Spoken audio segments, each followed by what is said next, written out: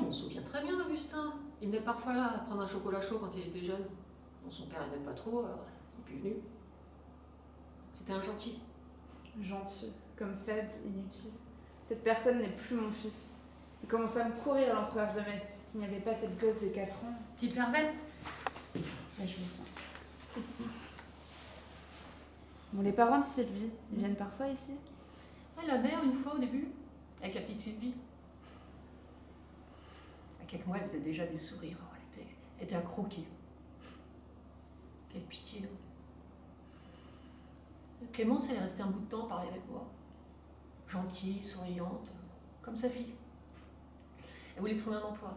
Bon, pas au café, hein, bien sûr, mais elle m'a parlé d'une bibliothèque ou alors d'activité pour les enfants, je crois. Je sais plus.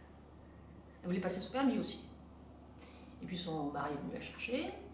Et quand il pensait que j'entendais pas, vous savez ce qu'il a dit?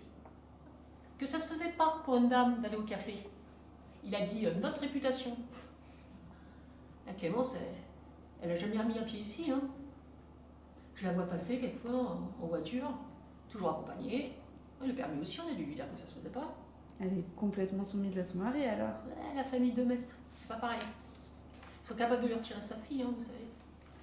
Puis Michel, Michel, c'est une chiffre molle. Oh, c'est fou à notre époque avec tout ce qui se passe à Paris et partout pour la libération des femmes. Ouais, partout, peut-être, mais pas ici. Hein. Alors depuis, plus de Metz au café. Et lui, l'empereur, il vient pas? Non, mais on a déjà eu à loger dès qu'il connaissait. C'est-à-dire? Des femmes d'un peu plus loin, d'ici, quand elles étaient dans l'embarras.